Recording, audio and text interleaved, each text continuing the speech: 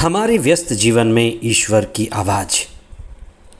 धर्म में कुछ बात ज्ञात हैं, कुछ बातें अज्ञात हैं और कुछ बातें अज्ञेय हैं।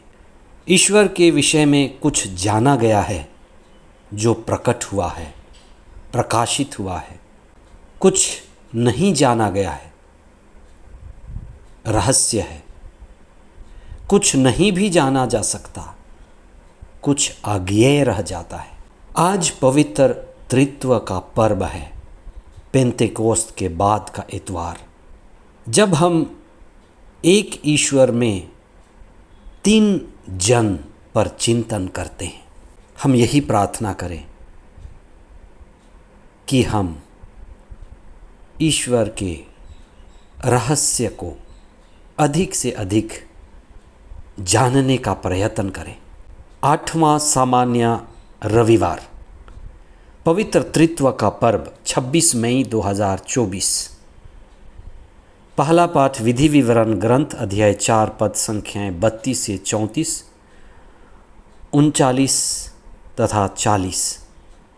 दूसरा पाठ रोमियों के नाम संत पौलुस का पत्र अध्याय 8 पद संख्याएं 14 से 17 तक और संत मती का सुसमाचार अध्याय 28 पद संख्याएं 16 से 20 तक। सत्य एक है पर बहुरूपीय है। सत्य एक है, उसके कई रूप हैं।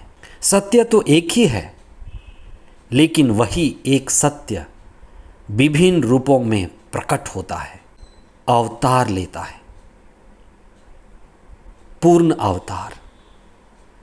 धर्मशास्त्र में यह कहा गया है कि किसी ने ईश्वर को नहीं देखा। पिता ईश्वर को किसी ने नहीं देखा।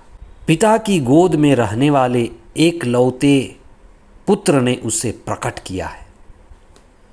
यानी ईश्वर को हम तब तक नहीं जान सकते जब तक वह स्वयं अपने आप को हम पर प्रकट न करे। इसलिए प्रभु यीशु अवतरित हुए, अवतार लिए, ईश्वर के पूर्ण अवतार। ईसा के रूप में ईश्वर प्रकट हुए। पिता तो ईश्वर है, लेकिन वह अरूपीय है, बिना रूप के है, शब्द मात्र है।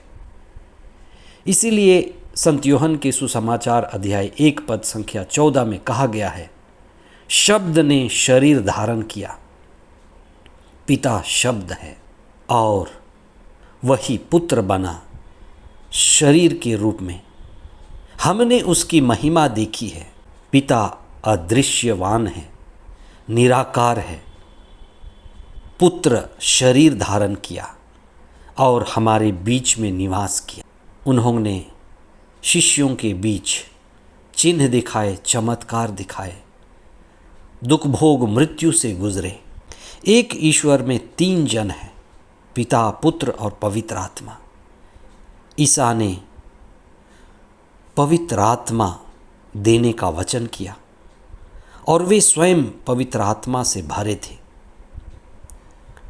धर्मशास्त्र इन्हीं तीन जनों का प्रकट होना है। पिता ने सृष्टि की,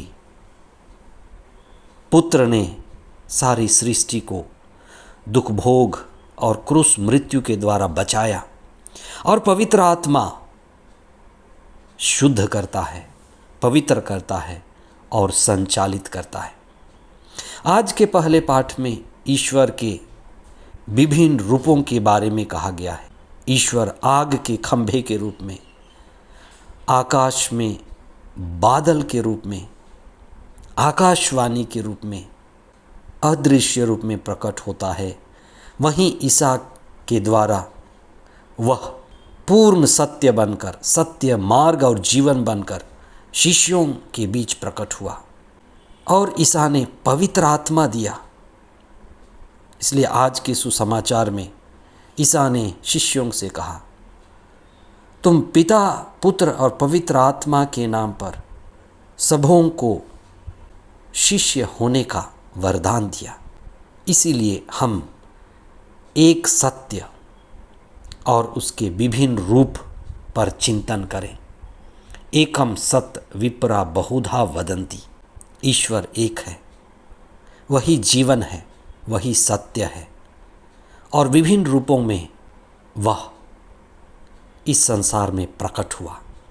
इसलिए विशेषकर मसीही पिता, पुत्र और पवित्र आत्मा इस रहस्य पर चिंतन करते हैं, इस रहस्य को